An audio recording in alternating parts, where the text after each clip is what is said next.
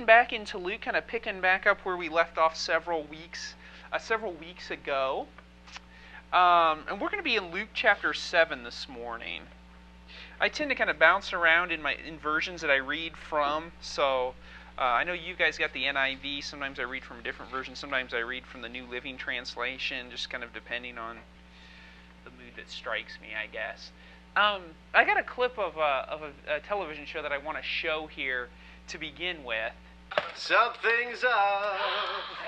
There's something in the air. Well, what is with you? Well, I think this is it. What's it? I saw Sienna again. Sienna? He's dating a crayon. We discussed toilet paper. Toilet paper? Yeah. I told her how toilet paper hadn't changed in my lifetime and probably wouldn't change for the next 50,000 years, and she was fascinated. What are you talking about? Yeah. Toilet paper's changed. Yeah. It's softer. Softer. More sheets per roll. Sheets. Comes in a wide variety of colors. Colors? Okay, fine. It's changed. It's not really the point. Anyway, thinking of making a big move. What? I might tell her that I love her. Oh, my. I came this close last night, and then I just chickened out. Well, that's a big move, Georgie boy. Are you confident in the I love you return? 50-50. Because if you don't get that return, that's a pretty big matzo ball hanging out there. I just gotta say it once. Everybody else gets to say it. Why can't I say it? What, you never said it? Once to a dog. He licked himself and left the room. Kind of a humorous take on a risk George is thinking of taking. You know, he wants to tell this his girlfriend he loves her. You've seen him? Has anybody seen this episode? No, some of you have. It doesn't turn out too well for him. The lady responds. I think he ends up seeing it like 3 times, and she's like, "Yeah, I know. I heard you the first time." So he never gets the "I love you" return. But a humorous take on kind of risk, and we're going to be looking at risk this morning as regard to in relationships, but not just any relationships, but relationship with Christ. And we're going to get an example here today of a young woman who takes a great risk in her love for Christ and what she does to kind of show her love and how risky that is. And we're going to see what happened then, and then what does that mean for us today? How does that translate to us today, or what's the importance for us today? So if you've got your Bibles, again, we're in Luke chapter 7, and we've kind of been following right through here, pretty much walking right through Luke. We skipped some sections here and there, but we're slowly making our way through Luke, and Jesus now is we're going to see he's going to be invited to a dinner here. So I'm going to read this. I'm going to read from the New Living Translation. So it's not exactly what probably some of you have. You may have the NIV, but it's going to be similar. So listen to what Luke relays to us. One of the Pharisees asked Jesus to have dinner with him. So Jesus went to his home and sat down to eat. Then a certain immoral woman from that city heard he was eating there. Or when a certain immoral woman from that city heard he was eating there, she brought a beautiful alabaster jar filled with expensive perfume. Then she knelt behind him at his feet, weeping. Her tears fell on his feet, and she wiped them off with her hair. Then she kept kissing his feet and putting perfume on them. When the Pharisee who had invited him saw this, he said to himself, "If this man were a prophet, he would know what kind of woman is touching him. She's a sinner." Then Jesus answered his thoughts. "Simon," he said to the Pharisee, "I have something to say to you." "Go ahead, teacher," Simon replied. Then Jesus told him this story. A man loaned money to 2 people, 500 pieces of silver to one and 50 pieces to the other. But neither of them could repay him, so he kindly forgave them both, canceling out their debts. Who do you suppose loved him more after that? Simon answered, "I suppose the one for whom he canceled the larger debt." "That's right," Jesus said. Then he turned to the woman and said to Simon, "Look at this woman kneeling here. When I entered your home, you didn't offer me water to wash the dust from my feet, but she has washed them with her tears and wiped them with her hair. You didn't greet me with a kiss, but from the time I first came in, she has not stopped kissing my feet. You neglected the courtesy of olive oil to anoint my head, but she has anointed my feet with a rare perfume. I tell you, her sins, and they are many, have been forgiven. So she has shown me much love. But a person who is forgiven little shows only little love." Then Jesus said to the woman, "Your sins are forgiven." The men at the table said among themselves, "Who is this man that he goes around forgiving sins?" And Jesus said to the woman, "Your faith has saved you. Go in peace." So a Pharisee named Simon asked Jesus to come to a dinner party, and Jesus attends this dinner party. So this was probably a public dinner party, and the way that would typically work is, invitations were sent out to dinner. It just wasn't that like everybody was invited, but certain people were invited, Jesus and probably a few other Pharisees and things like that. But the doors were more or less left open, so anybody could come in and kind of sit around the periphery of the room and listen to the conversation that was going on during dinner. This is probably what's going on, and why then this woman, who wouldn't have been invited to the dinner, was able to come in. And the way that it worked is, the tables back then, they were kind of in the middle, and they didn't sit at chairs or anything. They kind of reclined or leaned into the table so that their heads were towards the table and their feet were back out towards the wall, so this woman would have access to Jesus's feet. So this woman, as they call it here, as Luke calls it, an immoral woman or a sinful woman, probably more or less sneaks in to this party. Again, she wouldn't have been invited. She wasn't the type of person respectable people hung out with. She's not the type of woman that you take home to meet mom.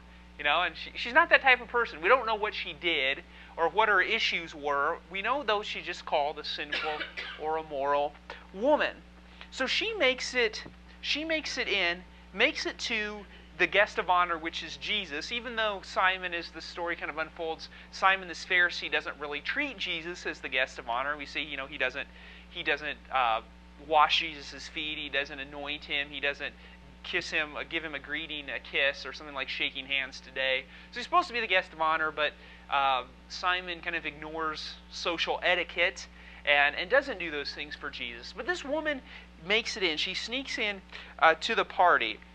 And she's probably going to anoint Jesus with the oil she's got, but she doesn't quite make it that far. She kind of breaks down, and she's weeping over him, and then she probably undoes her hair. The women didn't kind of undo their hair back then. They always kept it up, so that was a big deal. She undoes her hair, and she's wiping Jesus' feet and probably making a mess and blubbering all over the place and just making even a bigger fool of herself than probably she already has. She didn't belong there. She crashed the party. She wasn't welcome there. You can tell by the people's reactions, other than Jesus, she wasn't welcome at a party like that. It'd be like, we have, I don't go to these type of parties, but, the black tie parties, the tuxedo type of things, I've never been to one. I don't own a tuxedo. I probably never will. But you don't go to those parties. Only people who are invited to those parties go to those parties. Usually they got somebody at the door keeping people like me out, so I don't show up at those things. And so this lady crashes this probably a fancy party, and she makes a fool of herself and is weeping and all sorts of crazy things. But Jesus tells a story because the people are upset. All right, Jesus, if you are who you say you are, if you know all things, then why are you letting this woman do these? And why are you touching her? Why are you having any sort of relationship with her besides just booting her out of this party? And so Jesus tells a story, and this story is kind of what the larger story revolves around. It gives us insight into what's going on. And the story Jesus tells is of two different people, one who owes a whole bunch of money and someone else who owes money, just not quite as much, 500 pieces of silver, 50 pieces of silver. And the person to whom he owes just forgives it. He says, all right, you're good. You don't owe me any more money. And Jesus asks the question then, who do you think loved that debtor, not the debtor, but the loaner, that works. Who loved him more? And what's Jesus' answer? What's Simon's answer? Yeah, the one who owed more. Probably loved or loves the, or owes more of a debt, or however you want to put that. There you go. That's a better way to put it. Thank you, Tom. So, yeah, more grateful to the person who loans it. He tells that story. And what's Jesus' point to that? What's his point in telling that story? Keep you guys engaged here. What's the point to the story that Jesus tells then? What's the link to the story that we're reading here today? Why is it in there? Or why does Jesus bring up that story? What's his point in regard to the woman then? Okay.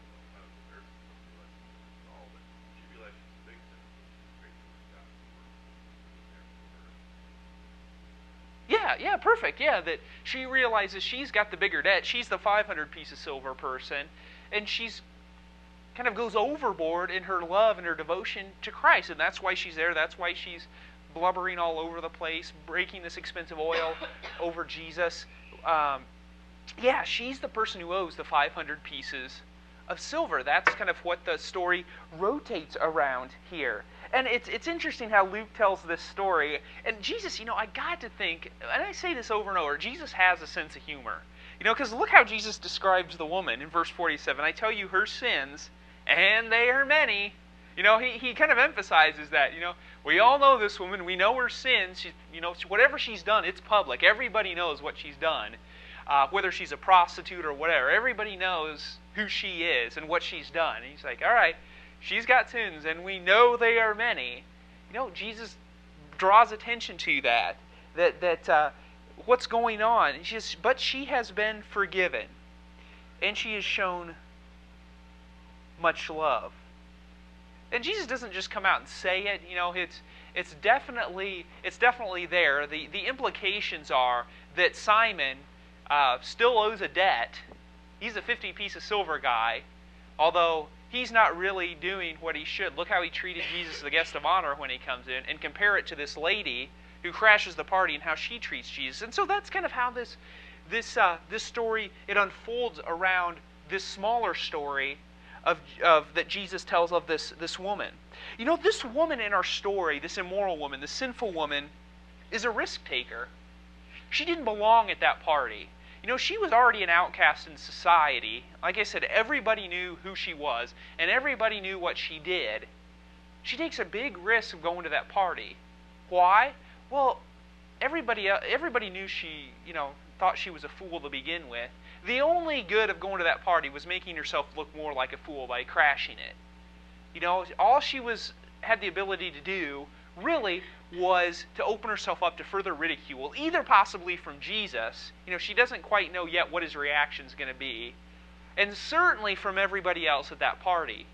Nobody likes to have be made of a fool in any situation, and this lady's just opened herself up to it, opening herself up to the condemnation, the ridicule, the embarrassment of crashing this party and making a fool of herself. She really didn't need any extra singling out as far as that was concerned, but she does.